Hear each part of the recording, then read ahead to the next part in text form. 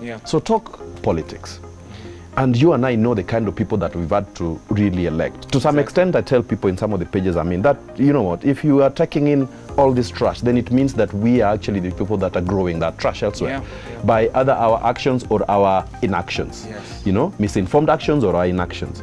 And so we, to some extent, should be sitting back and enjoy, you know, the ride or the bad ride. If we elect thugs, it means that we are thugging society. Yes. We celebrate people who have conned their way into some position of leadership or have gotten to those positions by being overly corrupt people. Yes. And so they have a bit of money in their pockets that they're able to bribe us with.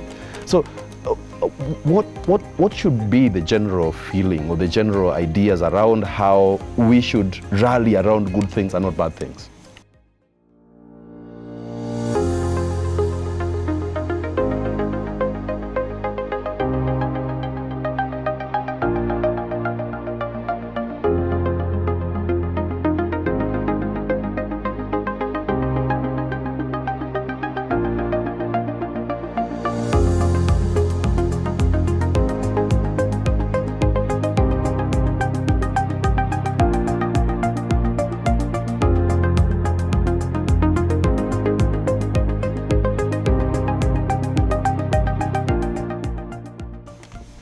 Probably what we've talked about here, it's just understanding your own individual role in society.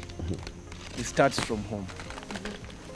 If you're able to understand yourself better and know where your strengths are, know your capability, know your limits, that way you'll be able to have expectation, because you already know.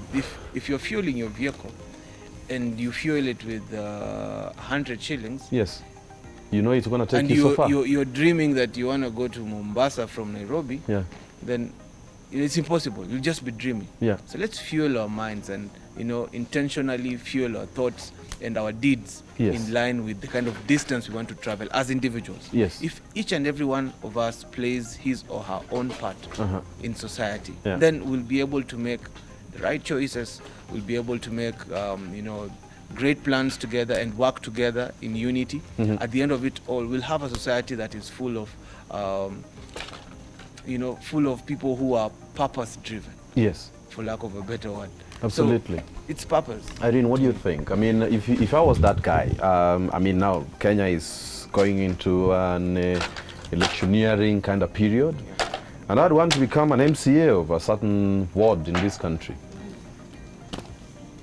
What happens? What are the chances as young people will elect the one who? Recently, I'll give you a good example. Recently, one of our politicians in county 040, is it a county anymore anyway? I might be just saying it's county 047. For COVID, he gave COVID packages, and inside was a miniature Hennessy brandy to help the community get over COVID. Not only the disease, but as there was Hennessy right there. It was a starter pack, sort of. It was a starter. It was a pack. It was Hennessy, flour, and whatever else. Some things, and those are the people we elect. Those are the possibly influenced by the ex-president of the US of A, Donald Trump, wanting to inject a disinfectant into people so that they cannot get COVID. It tells you, and those are the people we would want to elect. That tells you the kind of mindset we have. And you said it. It's the people prefer the good, the people who trend in bad, in the not so positive news, in famous people, and those are the people we elect. It tells you a lot about the kind of people we are. But just moving away from politics is something you mentioned, that as an individual, this whole thing has to start with us. There's a conversation I think we've had before, and then just around this dual thing really makes fireplace. A lot of sense. And we talked about can us as young people, not only as young people, even older generation, sit down. Can you sit down in the house by yourself without your phone, and you're in the compound like this, and have quiet time? You're pronouncing death sentence to some people, right? Exactly. Some people would die. And there's not even No, just the other day, let me cut you short here, I'll jump in at this point. The other day we had the breakdown in WhatsApp, Instagram, and Facebook. For about 8-10 hours. And the following day, people called into, the radio stations. Maina Kageni was complaining, like, Look, some guy called and he said, man, it was the longest night in his life. Very like he removed the phone's battery and recharged it, rebooted. A million times. Nobody will tell you, maybe you're staying alone in the house. How many people can sit down on their own and just chill and just meditate, enjoy the stars, meditate, empty your mind? Can you do that? As a person, it's very hard to find most people. It's actually, guys go nuts because then you get in touch with who you are. Yes. And are you able to face the kind of person you are? You're talking about character building, values. We've talked about the moral fabric. And it doesn't start with the people, start with yourself. Then you connect with everybody else. It flows out of you. You cannot be a friend if you are not one. So you cannot get, and by the way, it's very profound then, that you cannot be with very, very good people, very well-mannered people if you're not one of them. Exactly. Yeah. So, and you said, what do we consume then? True. And in terms of, let's put it in practical terms. What do you read?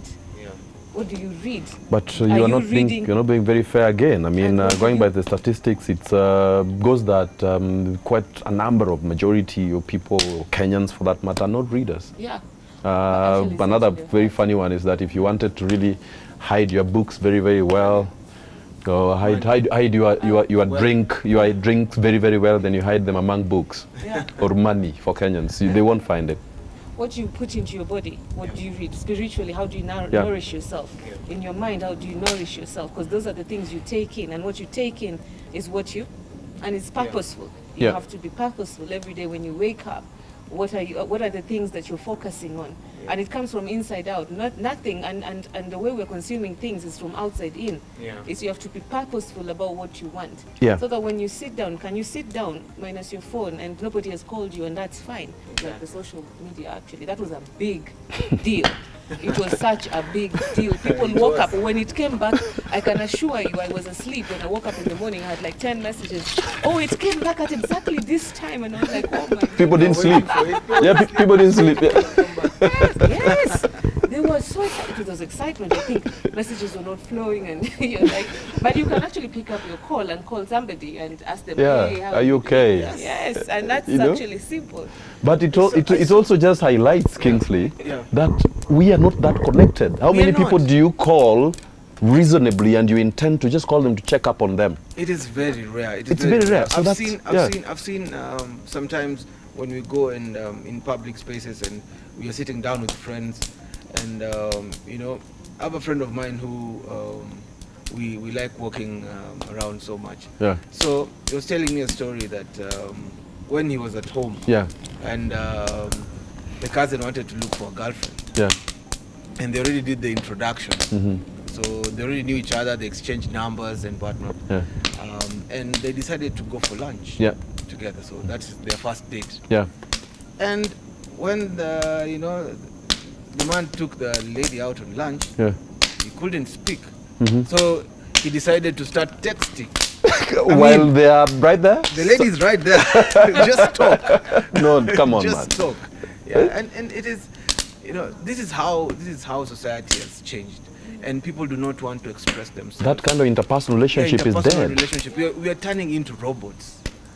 We are glued to our phones.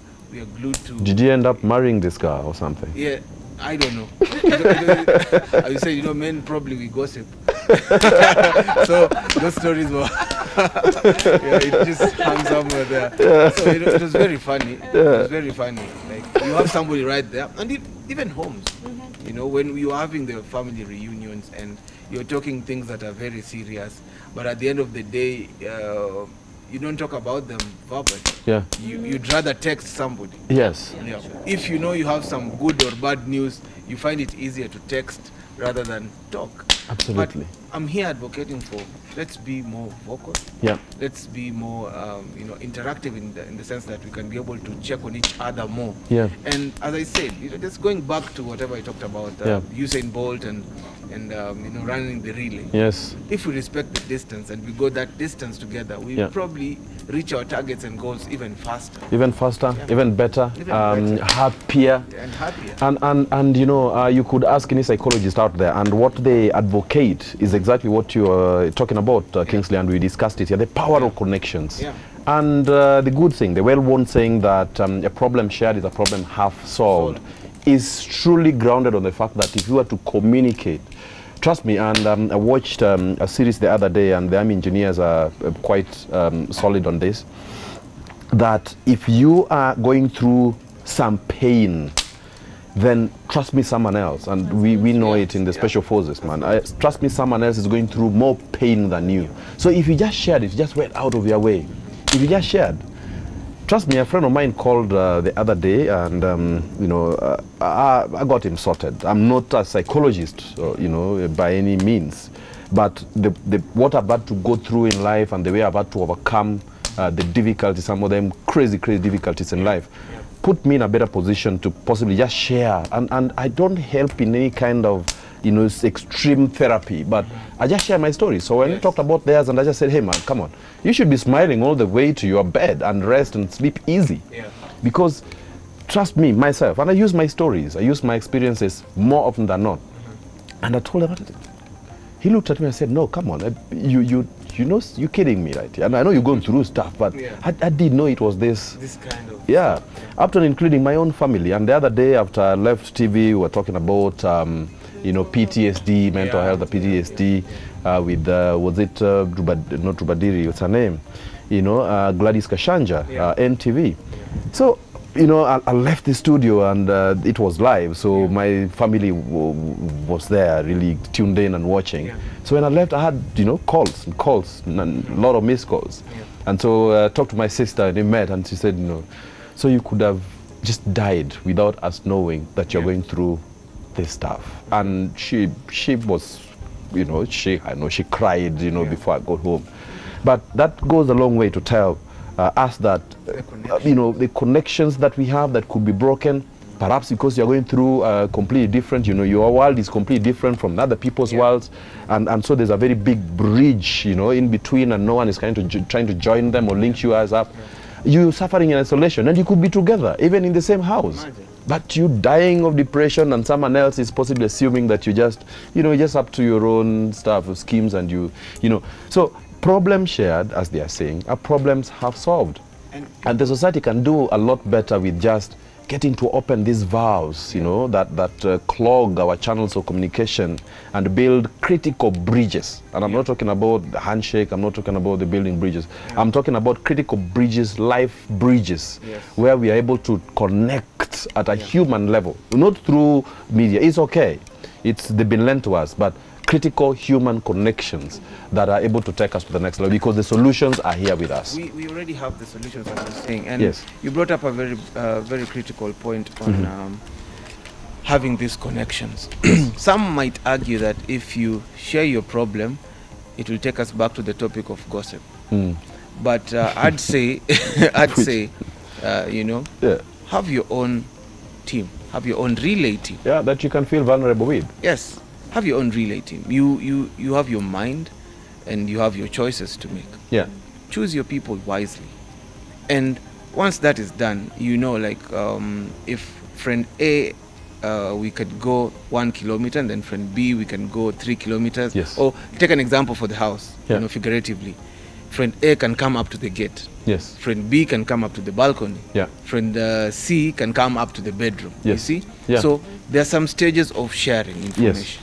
Because you just don't share information for the sake of sharing. True. Because this is also one channel of mental, you know, mental stress. Because when people have information about you, which is very critical, they are the same people. Naked. Yeah, they are the same people who may also use that information against you. True. So you need also to choose the people you share your information with. Yes.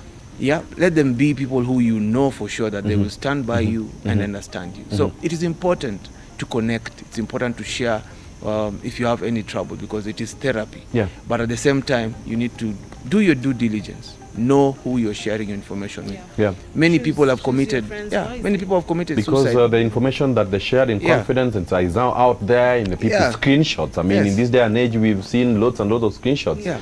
And it's very lame, by the way, to some extent, and I say so with a lot of confidence here, because the things that happen in you know, in private, let's say, and you are friends. Yeah. You could as well have been, you know, husband and wife, and you married, very, very good friends, you know, family. Yeah. Why should they get their way out there in the open? And I think life in total is not something that's a very straight line to the destination. It's not. So along the way, some friends will fall off along the way, and it's okay. Yeah. You know, you may change your value systems and you have a completely new set of, you know, value systems or habits, and it's okay because others will fall along the way. Exactly. As you grow, and so there's that level of acceptance that is needed.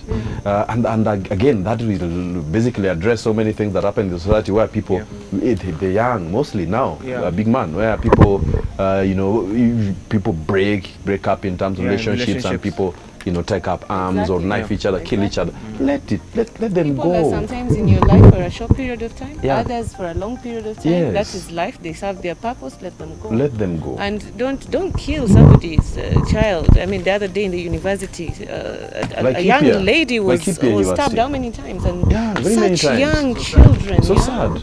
Yeah, such young children, and it tells you that let the person go. They did you wrong, and you feel like you can't stand it. Let it be. Because I mean, what is more? What when you take another human life, then what kind of, that's a choice you've made. What kind of future are you looking at for yourself? Your strategy in growing, or your strategy in your life's choices, can always change. True. You know, like the vehicles, we've already talked about it. When you're driving at night, it's night.